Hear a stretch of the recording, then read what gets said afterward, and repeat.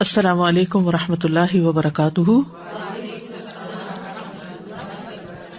نحمده ونصلی علی رسولہ الکریم، اما بعد فاعوذ باللہ من الشیطان الرجیم، بسم اللہ الرحمن الرحیم، رب اشرح لی صدری ویسر لی امری واحلل عقدۃ من لسانی یفقہوا قولی۔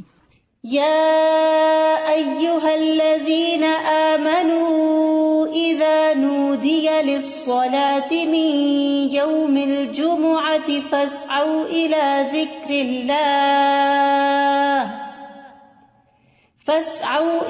ذكر الله وذروا البيع ذلكم خير لكم إن كنتم تعلمون۔ کہ ایمان والوں کے لیے جمعہ کی اذان کے بعد کسی بھی اور قسم کی مشغولیت اختیار کرنا درست نہیں، اور ہر عاقل بالغ کو جمعے کی نماز کے لیے دوڑ پڑنا چاہیے، کیونکہ جمعہ ہر مسلمان پر فرض ہے۔ نبی صلی اللہ علیہ وسلم نے فرمایا، جمعہ ہر مسلمان پر جماعت کے ساتھ لازماً فرض ہے، حق واجب کہا، سوائے 4 طرح کے لوگوں کے: غلام، مملوک، عورت، بچہ یا مریض۔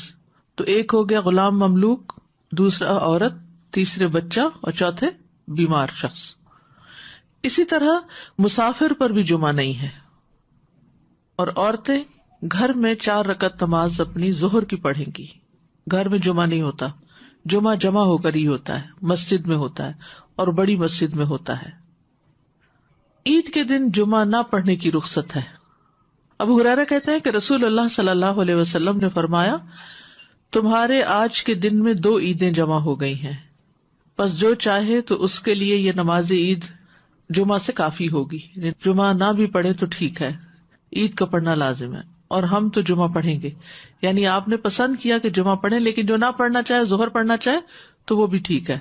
وہب بن کیسان سے مروی ہے، انہوں نے بیان کیا کہ ابن زبیر رضی اللہ عنہما کے دور میں جمعہ اور عید اکٹھے ہو گئے تو انہوں نے عید کے لیے نکلنے میں دیر کر دی، حتیٰ کہ دن کافی اونچا ہو گیا۔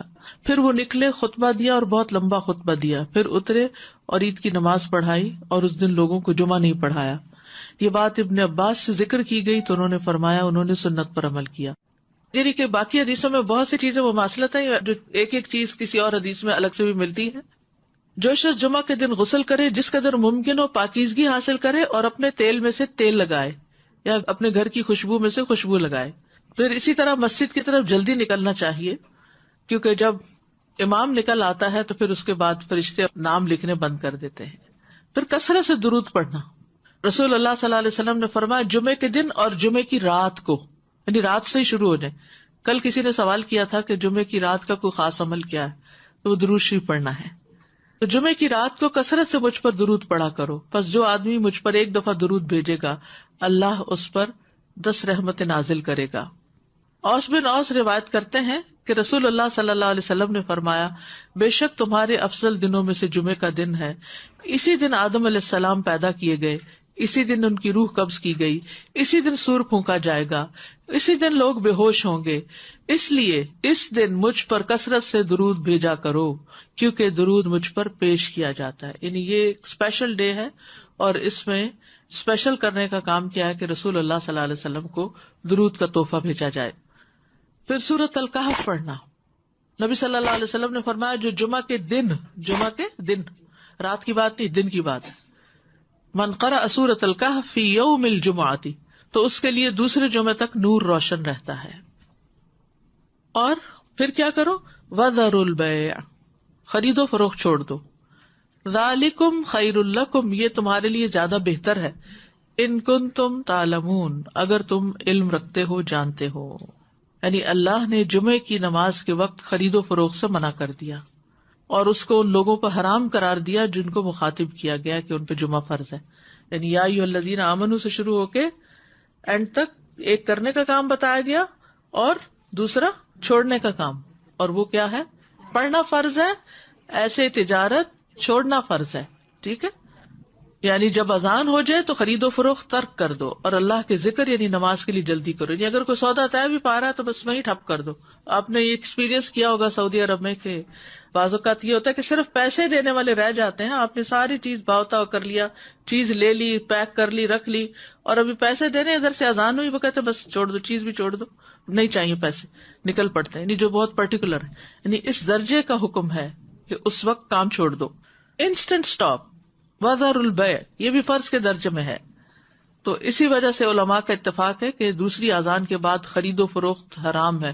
اصل میں یہاں تو ہمارے ہاں مسجدوں میں ایک ہی اذان ہوتی ہے, لیکن جیسے اگر سعودی عرب میں آپ نے کبھی حرم میں جمعہ پڑھا ہو تو آپ نے دیکھا ہوگا کہ وہ ایک اذان ذرا آدھا گھنٹہ یا کچھ پہلے دے دیتے, وہ صرف ایک انفارم کرنے کے لیے کہ لوگ تیاری شروع کر دیں.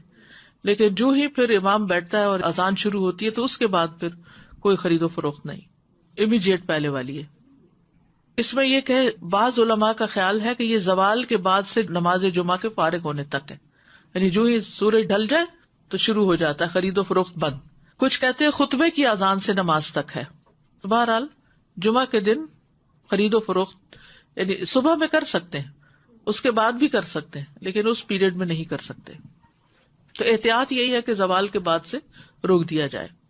بعض اوقات یہ ہوتا ہے کہ خرید و فروخت تو نہیں ہوتی لیکن جاب ہوتی ہے. بعض اوقات یہ ہے کہ کچھ لوگ یہ کرتے ہیں کہ اچھا ابھی تو اذان ہی ہوئی ہوگی, ابھی تو خطبہ چل رہا ہوگا, ہم نماز میں جا کے شامل ہو جائیں گے. تو نہیں, اذان کا وقت جو ہے وہ جمعہ شروع ہونے کا وقت ہے, اس میں پھر باقی کام چھوڑ دینے چاہیے. الا یہ کہ انسان پارک کر رہا ہے یا رش ہے یا راستے میں کوئی رکاوٹ آ گئی ہے, وہ الگ بات ہے. ذالکم خیر لکم ان کنتم تعلمون, یہ تمہارے حق میں بہتر ہے, یعنی خرید و فروخت چھوڑنا بہتر ہے اگر تم جانتے ہو. یعنی نماز پڑھنا زیادہ بہتر عمل ہے. اور اس لیے کہ اگر تم نے وقت پہ نماز نہ پڑھی وہ تو فوت ہو جائے گی, لیکن اگر تم نے تجارت چھوڑ دی اس وقت تو وہ تو بعد میں بھی ہو سکتی ہے, اس کا کوئی وقت مقرر تو نہیں ہے, وہ تو کسی وقت بھی ہو سکتی ہے. ایک تو یہ استاذہ جی کہ سورۃ الکہف کے بھی جیسے آپ نے بتایا, تو سورۃ الکہف کے لیے بھی کیا کچھ وقت مقید ہے؟ کچھ لوگ اس کو کہتے ہیں کہ it has to be before عصر. نہیں, مغرب سے پہلے تک پورا دن کا پورا دن, درود کے لیے بھی پورا دن. ٹھیک ہے, مغرب پہ وہ دن کا اختتام ہوتا ہے. ٹھیک ہے. اور دوسرا یہ جو جمعے کی بات آئی کہ وذر البیع, اب فار انسٹنس اب ڈپینڈ کرتا ہے نا, نیت والی بات ہے کہ اگر آپ نے جمعہ اٹینڈ کرنے کی نیت کی ہوئی ہے تو پھر آپ کا ہوگا. اب جیسے فار انسٹنس ہم یہاں ہوتے ہیں اور اگر کسی وقت ہم, عورتوں پر تو فرض ہی نہیں ہے نا جی, لیکن اگر ارادہ کیا ہوا ہے تو پھر اس وقت انسان سب چھوڑ کے چلا جائے. ٹھیک, جزاک اللہ خیر. ایک یہ سوال ہے کہ جب ہم فرائیڈے کی مارننگ اور نائٹ کہتے ہیں تو کیا وہ نائٹ جمعرات کی مغرب کے بعد شروع ہوتی ہے؟ جی صحیح. جی, دوسرا یہ ہے کہ اگر ہم آئے ہیں جمعے کی نماز کے لیے اور کسی وجہ سے ٹریفک میں پھنس گئے, خطبہ ہو گیا, تو اس کے بعد کیا ہم صرف 2 فرض ہی پڑھیں گے کہ پوری نماز پڑھیں گے؟ اچھا سوال ہے. اس پہ یہ ہے کہ بعض علماء کہتے ہیں کہ اگر کوئی دوسری رکعت کی رکوع میں شامل ہو گیا تو اس کا جمعہ ہو گیا. امام ابو حنیفہ کا قول یہ ہے کہ اگر اس نے سلام بھی پا لیا تو اس کا جمعہ ہو گیا, کیونکہ وہ بھی نماز کا حصہ ہے. حتیٰ کہ وہ یہ کہتے ہیں کہ اگر امام سجدہ سہو کر رہا ہے تو بھی جمعہ ہو جائے گا, یعنی پا لے گا. اگر کسی مجبوری کی وجہ سے کوئی سویا رہ گیا, کوئی کسی وجہ سے تاخیر ہو گئی تو جمعہ اس کو مل جائے گا. لیکن بہت سے علماء یہ کہتے ہیں کہ خطبہ بھی ضروری ہے کیونکہ یہ جمعے کا حصہ ہے, اور وہ یہ کہتے ہیں کہ اگر خطبہ نہیں اور جمعے میں شریک ہو گئے ہیں جیسے پہلی رکعت یا دوسری رکعت میں بھی, تو اس صورت میں پھر ظہر کی نماز یعنی امام جب سلام پھیر لے تو 2 رکعت پڑھنے کی بجائے 4 پوری کر لے. جزاک اللہ خیر. السلام علیکم. سورہ کہف کے بارے میں معلوم کرنا ہے. جیسے ہم پڑھتے ہیں, اب میرے بچے سے چھوٹے ہیں, میں ان کو عادت ڈالی ہے کافی سالوں سے, تو وہ صرف پہلی 10 آیتیں پڑھ لیتے ہیں. کہ ایسا کرنا صحیح ہے؟ پہلی 10 آیتوں کی فضیلت ہے لیکن جمعے کے دن ساری پڑھنے کی ضرورت ہے, تو ایسا ایسا جو بڑے ہوتے جائیں اس کو بڑھاتے جائیں حتیٰ کہ پوری پہ آ جائے. نبی صلی اللہ علیہ وسلم نے سب سے پہلا جمعہ جو تھا وہ مسجد قباء میں قائم کیا تھا. اس کے بعد ہجرت سے پہلے جو جمعہ ہوا تھا مدینہ میں وہ اسد بن زرارہ نے مدینہ سے 1 میل دور قائم کیا تھا. اسد بن زرارہ نے, یہ نبی صلی اللہ علیہ وسلم کی آمد سے پہلے. اسی لیے ایک صحابی تھے تو وہ جب نماز پڑھ چکتے تھے تو کہا کرتے تھے رحم اللہ ابو امامہ, اللہ ابو امامہ پہ رحم کرے. تو پوچھا کہ کون ہے وہ؟ تو کہا گیا کہ اسد بن زرارہ، کہ جنہوں نے سب سے پہلے مدینہ میں جمعہ قائم کیا تھا، یا مدینہ سے 1 میل دور. تو ذالکم خیر لکم ان کنتم تعلمون، یعنی کاروبار چھوڑ کر نماز کی طرف جلدی آنا یہ تمہارے حق میں زیادہ بہتر ہے اگر تم جانتے ہو. اہل ایمان کی صفت یہ بیان کی گئی ہے کہ جب ان کو اللہ کی طرف بلایا جاتا ہے، عبادت کی طرف بلایا جاتا ہے، تو پھر کوئی چیز انہیں مشغول نہیں کرتی اپنے اندر. سورۃ النور میں آتا ہے رجال لا تلہیہم تجارۃ ولا بیع عن ذکر اللہ واقام الصلاۃ وایتاء الزکاۃ یخافون یوما تتقلب فیہ القلوب والابصار. وہ مرد جنہیں اللہ کے ذکر سے اور نماز قائم کرنے اور زکوٰۃ دینے سے نہ کوئی تجارت غافل کرتی ہے، نہ کوئی خرید و فروخت. تجارت اور بیع 2 الگ الگ لفظ استعمال ہوئے ہیں. وہ اس دن سے ڈرتے ہیں جس میں دل اور آنکھیں الٹ جائیں گی. تو جیسے ہی نماز کا وقت آئے فوراً سب کام چھوڑ کر جمعے کے لیے حاضر ہو جانا چاہیے. نہ صرف یہ کہ جمعے کے لیے، باقی نمازوں کے لیے بھی نبی صلی اللہ علیہ وسلم کا طریقہ یہی تھا. اسود سے مروی ہے، وہ کہتے ہیں میں نے عائشہ رضی اللہ عنہا سے پوچھا کہ نبی صلی اللہ علیہ وسلم اپنے گھر میں کیا کرتے تھے. انہوں نے کہا آپ اپنے گھر کے کام کاج یعنی گھر والوں کی خدمت میں ہوتے تھے. جب نماز کا وقت ہوتا تو سب کچھ چھوڑ کر مسجد چلے جاتے تھے، کام چھوڑ دیتے تھے. تو بات یہ ہے کہ انسان بیک وقت 2 تقاضوں کے بیچ میں ہوتا ہے، 2 چیزوں کے بیچ میں. ایک طرف اس کی دنیا ہوتی ہے، ایک طرف اس کا دین ہوتا ہے. بہت سے لوگ یا صرف دنیا کے ہو جاتے ہیں یا صرف دین کے ہو جاتے ہیں، جبکہ ان دونوں میں بیلنس قائم کرنا ضروری ہوتا ہے. اور یہ پرفیکٹ بیلنس سورۃ الجمعہ میں نظر آتا ہے کہ یہاں پر نماز کے لیے بلایا گیا، حاضر ہو جاؤ. اور پھر اگلی آیت میں فرمایا فَإِذَا قُضِيَتِ الصَّلَاةُ فَانتَشِرُوا فِي الْأَرْضِ. نماز پڑھ لی، عبادت ہو گئی، اجتماعیت ہو گئی، اب زمین میں پھیل جاؤ اور اللہ کا فضل تلاش کرو اور اللہ کا ذکر کثرت سے کرتے رہو تاکہ تم فلاح پاؤ. تو اس سے کیا پتہ چلتا ہے کہ دونوں چیزیں ضروری ہیں، دونوں ہی عبادت کی مختلف قسمیں ہیں.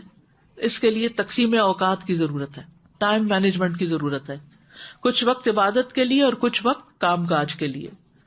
جب اللہ سبحانہ وتعالیٰ اس سے عبادت کا تقاضا کرے تو وہ عبادت کے لیے دوڑ پڑے، اور جب اس کی ضروریات اس کو دنیا کی طرف بلائیں تو اپنے کام کاج اور معاش کی طرف دوڑ پڑے. اسی طرح جب دین کی خدمت کے لیے بلایا جائے، دین کے پڑھنے پڑھانے کا وقت ہو تو انسان اس کی طرف دوڑ پڑے.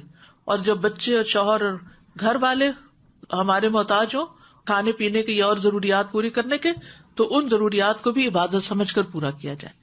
تو اس طرح ایک حسین امتزاج قائم ہو جاتا ہے دین اور دنیا کے درمیان. یعنی نہ تو ہمارے سے یہ تقاضا کیا گیا کہ ہم دنیا چھوڑ دیں اور راہب بن جائیں، اور نہ ہی ہم سے یہ کہا گیا ہے کہ ہم سارے کا سارا وقت صرف عبادت میں ہی گزارے.